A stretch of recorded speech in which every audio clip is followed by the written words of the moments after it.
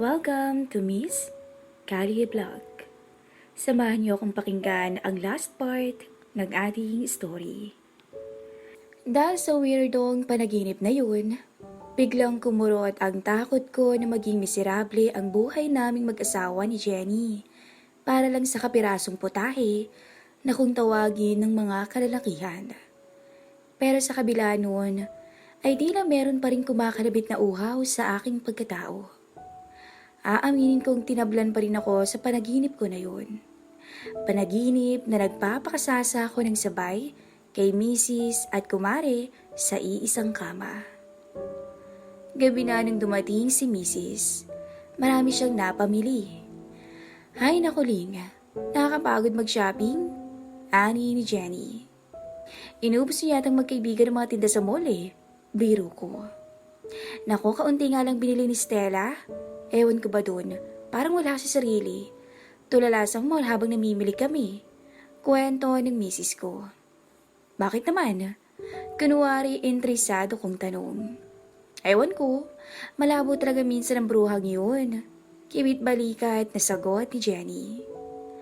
Marahil alam ko na ang dahilan kung bakit ganon si Stella. Naglalakad siya sa mall na ang takbo ng isip ay ang nangyari sa amin. Hindi niya siguro lubas akalain na magagawa kong tumikim ng ibang babae. At ang babaeng yun ay walang iba kundi siya. Siya na kumari namin at pinakamalapit na kaibigan ni Mrs. May pasok nga pala ako bukas ng umaga Ling. Paalam ni Jenny. Pang-umaga ka? Tanong ko. Oo, kaya maaga akong matutulog. Sorry Ling ha, sa ibang araw na lang kita pagbibigyan. Diretsang tugon ng asawa ko. Kunwari pagtatampo ko. Pero sa totoo lang, hindi ako masyadong game sa gabing to. Marahil dahil naibuhos ko na lahat ng gigil ko kay Stella kaninang tanghali lang. Sorry na Ling. Promise sa ibang araw pagseserbisyuhan kita. Sambit pa ni Jenny. Okay, sige pahinga ka na lang Ling. Matutulog na rin ako. Sagot ko. Ilang saglit pa at pumasok na kami mag-asawa sa kwarto. Kaagad nakatulog si Jenny habang ako na may nanunood pa ng TV. Pasado 9:00 na nang makaramdam na ako ng antok. Pinatay ko ang TV at natulog na rin. Nagising ako dahil sa alarm clock. Hindi ko binuksan ang aking mga mata. Alam kong 5:30 AM pa lang. Ganitong oras siniset ni Jenny ang alarm clock pag may pasok siya sa umaga.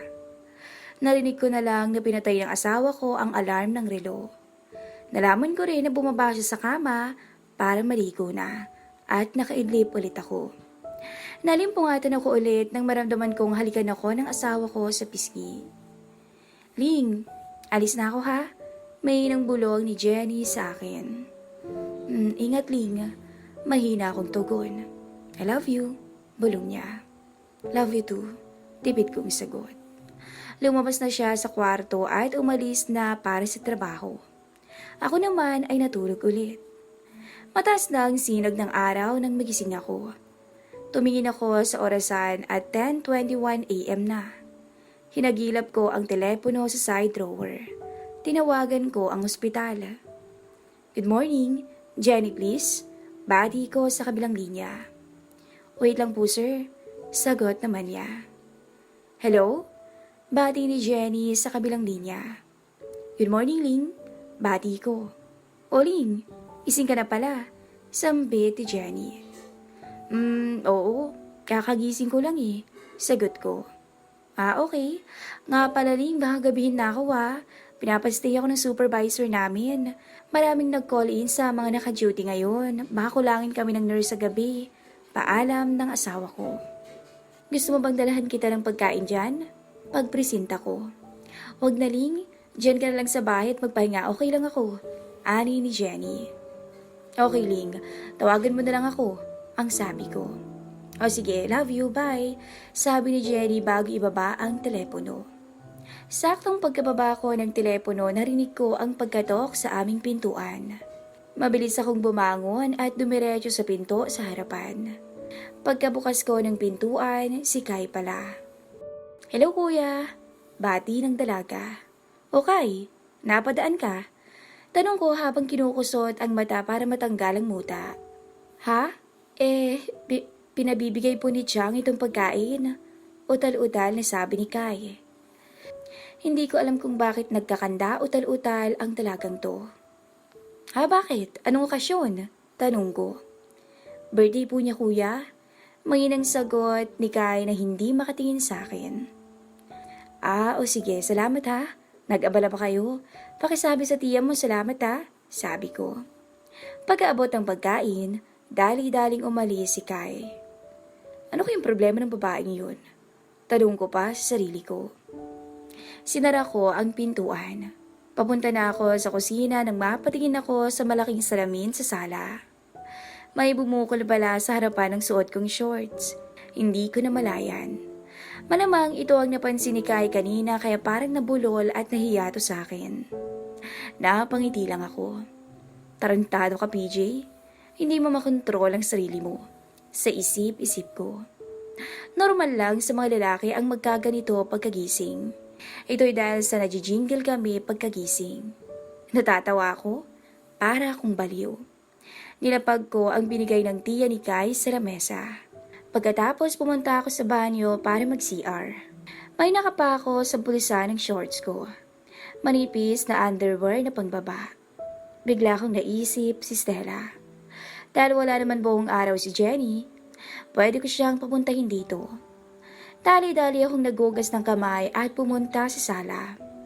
Inangat ko ang telepono at nagpindot ng mga numero. Hello? Bati ni Stella.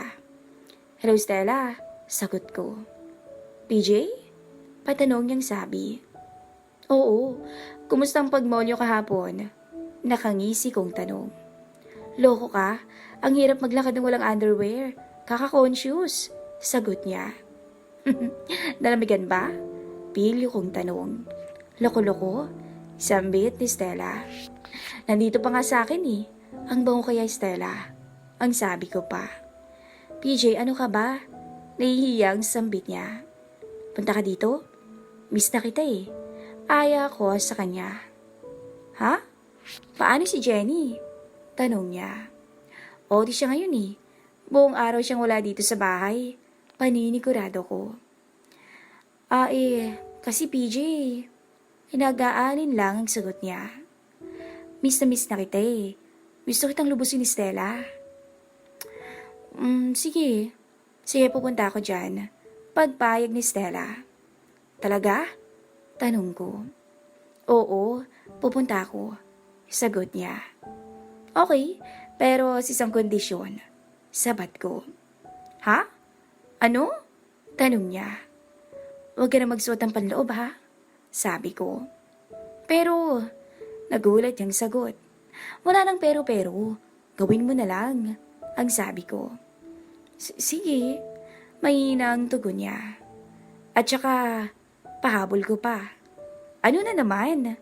Tanong niya. Gusto ko nakapalda ka ha? Huwag kang magpantalon. Ang utos ko. Sige, punta ako dyan after lunch. Sagot niya. Sige, see you soon. Paalam ko. Bye. Paalam ni Stella.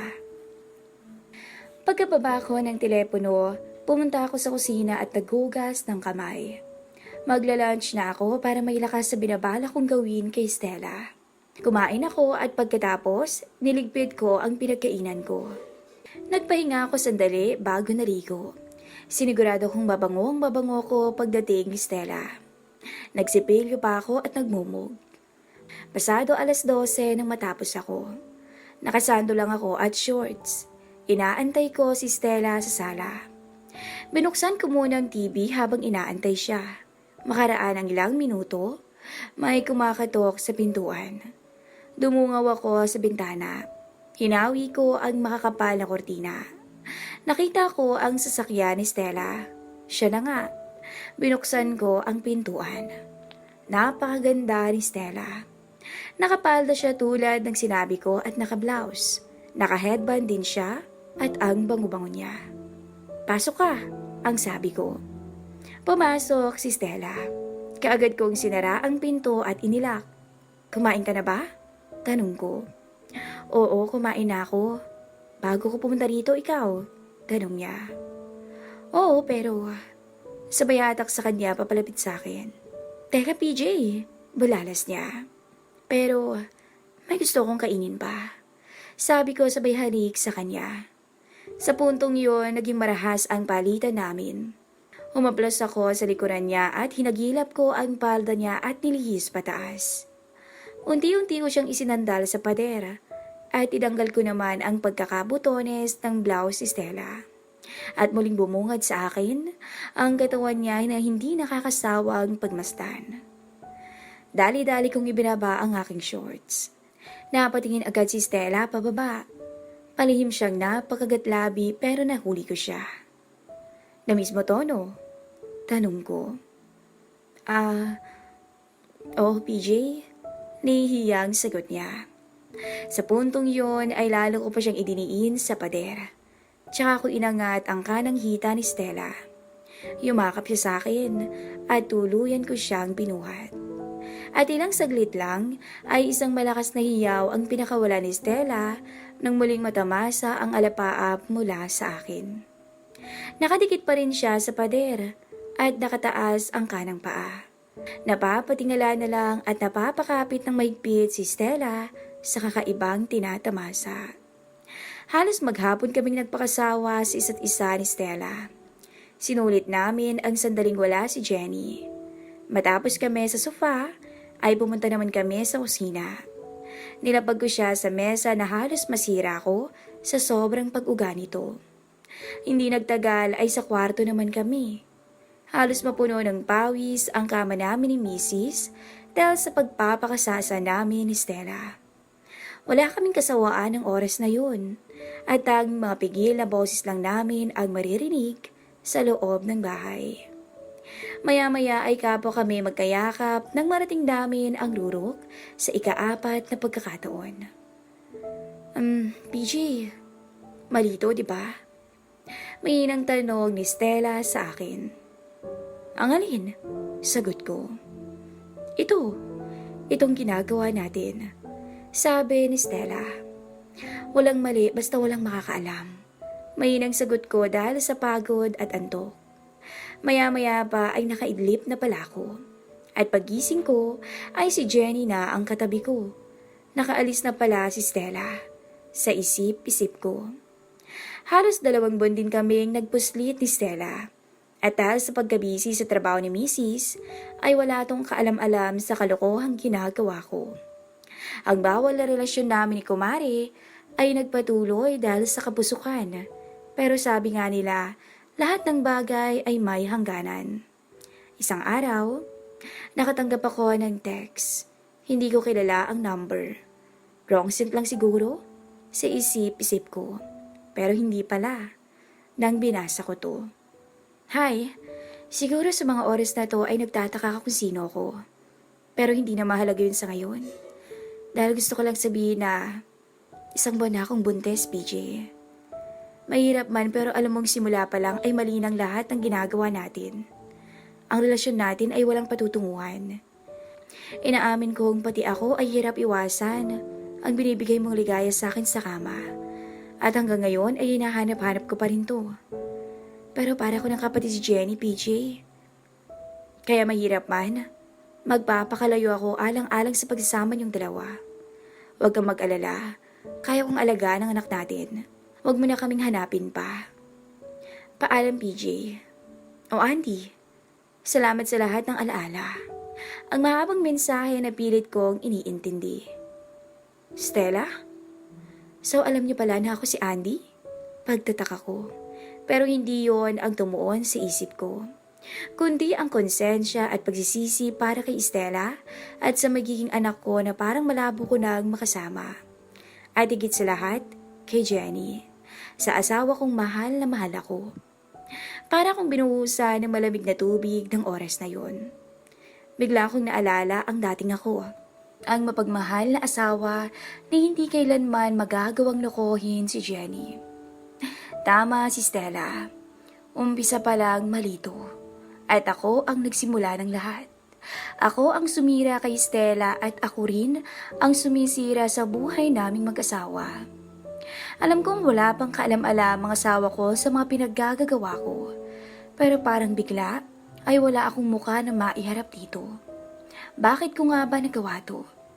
Kung hindi pa dumating sa ganitong sitwasyon, ay hindi ko mapagtatanto ang baluktot na pananaw ko. Humingi ako ng tawad kay Stella. At sa magiging anak namin, na tinanggalan ko agad ng karapatan na magkaroon ng maayos na pamilya. Na magkaroon ng ama. Alam kong binigyan ako ni Stella ng isang pagkakataon para ituwid ang baluktot kong ginagawa. At hindi ko to sasayangin. Dahil doon ay humanga ako sa kanya at naliit naman sa aking sarili. Isa ako sa mga lalaking magaling lang sa kama. Pero sabi nga, hindi kayang magpakaama. Aaminin ko na hindi ko kayang iwanan si Jenny, ang asawa ko. Kaya humihingi ako ng tawad kay Stella at sa magiging anak namin.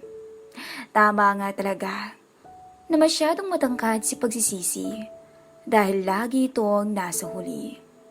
Hanggang dito na lang po ang ating story.